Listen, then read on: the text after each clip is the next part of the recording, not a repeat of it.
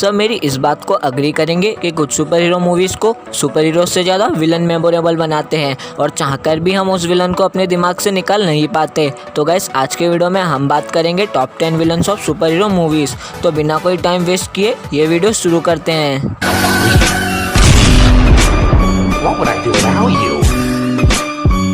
Number 10 red skull. इस villain को हमने सबसे पहली बार देखा था Captain America the first avenger में। हालांकि ये उतनी तबाही मचाने में कामयाब नहीं हो पाया था, लेकिन इसने एक ऐसी ऑर्गेनाइजेशन बनाई थी जो कि अंदर ही अंदर अब तक चल रही है। जी हाँ, मैं यहाँ हाइड्रा की बात कर रहा हूँ। ऊपर से ये अर्थ पे पहला ह्यूमन होगा जिसने इन्फिनिटी स्टोन्स को ढूंढा होगा। यहाँ तक कि उसने इनसे कई एडवांस वेपन भी बनवाए एंड अब तक इन्फिनिटी वॉर में इसके कैमियो से पता भी पड़ गया है कि सोल स्टोन का कीपर यही है। नंबर 9 यूलिसिस क्लो। सबसे पहले यूलिसिस क्लो को हमने देखा था एवेंजर्स एज ऑफ अल्ट्रॉन में, जहां ये रिवील हुआ कि उसने ही वकांडा से वाइब्रेनियम चुराया था, जो कि हम सबको पता है कि ये इम्पॉसिबल टास्क से कम नहीं है। यहाँ तक कि अल्ट्रॉन से हाथ कटवाने के बावजूद भी हमने ये कैरेक्टर को फिर से देखा ब्लैक पैंथर में, वो भी एक वकांडन हैंड के साथ।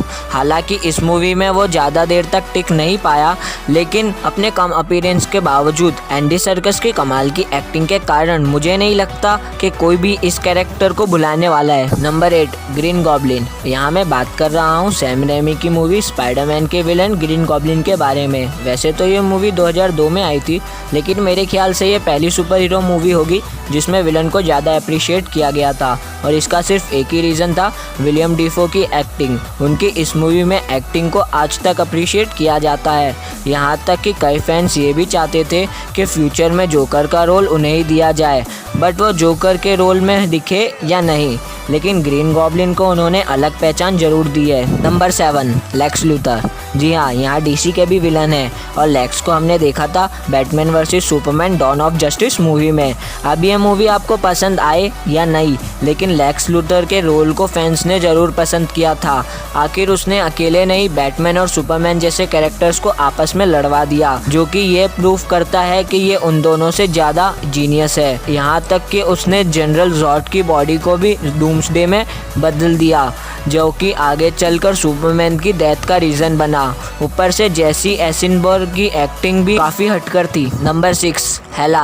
जी हाँ, विलन की लिस्ट और डेथ की गॉडेस हेला उसमें ना हो ऐसा तो हो ही नहीं सकता है। थॉर रैग्नारोक में ओडिन की डेथ के बाद एंट्री होती है गॉडेस ऑफ डेथ हेला की, और हेला में कुछ कमाल के रिविलेशन भी मिलते हैं, जैसे कि वो थॉर की बहन थी। यहाँ तक कि थॉर से पहले म्योनीर के लिए वही वर्दी थी। इस कैरेक्टर को बाकी विलन से एक और चीज अलग बनाती है, वो है इसके कमाल के कॉस्ट्यूम्स, जो कि उसे एक अलग ही लुक देते हैं। Number 5 magneto. मेरे हिसाब से एक्समैन सीरीज का सबसे पावरफुल विलन मैग्नीटो है, और इसके लिए इन मूवीज के राइटर्स को ह्यूज थैंक्स, क्योंकि उन्होंने ही जिस तरीके से मैग्नीटो की ओरिजिन दिखाई है वो काबिलियत तारीफ है।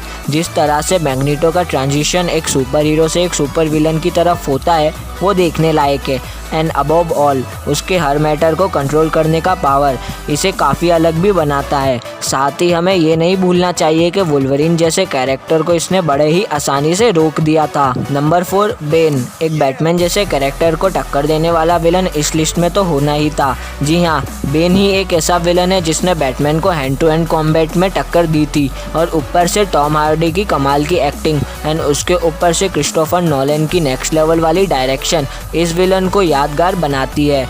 एंड जिस तरह उसने पूरे गौतम शहर पे कब्जा किया था, वैसा कॉमिक बुक्स में कम ही कैरेक्टर्स कर पाए हैं। तो गाइस अब हम आ चुके हैं अपने लिस्ट के top 3 villains. Number 3 Erik Killmonger. तो ब्लैक पैंथर में हमें एरिक किलमॉन्गर से इंट्रोड्यूस कराया गया, और इस मूवी में ब्लैक पैंथर से ज़्यादा उसके विलन को पसंद किया गया। एरिक किलमॉन्गर को ग्रेट बनाया माइकल पी जॉर्डन के ग्रेट परफॉर्मेंस और किलमॉन्गर की बैक स्टोरी ने। इस मूवी में ये भी दिखाया गया कि हर बार एक विलन गलत नहीं होता और हर विलन अपने नज़र में हीरो होता है। नंबर 2 लोकी। तो मुझे लगता है कि सबको ये एक्सपेक्टेड होगा ही, क्योंकि नंबर 2 सिर्फ लोकी जैसे कैरेक्टर्स के लिए ही है, और मुझे नहीं लगता कि इस कैरेक्टर के बारे में बताने की ज़रूरत है, क्योंकि यही एक ऐसा विलन है जो हर बार मर के वापस आ चुका है। हालांकि कई बार हमने लोकी को एज अ हीरो देखा और कई बार एज अ विलन, और यही बात सारे फैंस को काफ़ी पसंद आती है, क्योंकि लोकी का यही नेचर उसे अनप्रिडिक्टेबल बनाता है और one of the greatest villain भी। नंबर 1, थैनोस और जोकर। जी हाँ, फर्स्ट पोजीशन के लिए जोकर और थैनोस के बीच में टाई है, क्योंकि मैं खुद डिसाइड नहीं कर पा रहा था कि फर्स्ट पोजीशन पे किसको डालूं। दोनों ही कैरेक्टर्स कमाल के हैं। एक तरफ है थैनोस जो कि आधे यूनिवर्स को ख़त्म कर चुका है, और वहीं दूसरी तरफ है जोकर जैसा कैरेक्टर जिसे अमर बनाया है हीथ लेजर के कमाल की एक्टिंग ने। जहां थैनोस का मोटिव है आधे यूनिवर्स को ख़त्म करके बैलेंस बनाए रखना, वहीं जोकर सिर्फ अपने मज़े के लिए तबाही मचाता है। इसलिए मैंने तो दोनों कैरेक्टर्स को ही नंबर 1 पे डाला है। और अब ये काम मैं आप पे छोड़ता हूँ। कमेंट सेक्शन में जाके बताओ कि किसको नंबर 1 पे होना चाहिए, joker.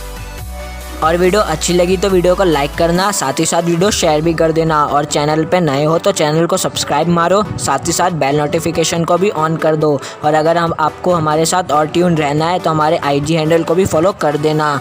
Till then, peace out and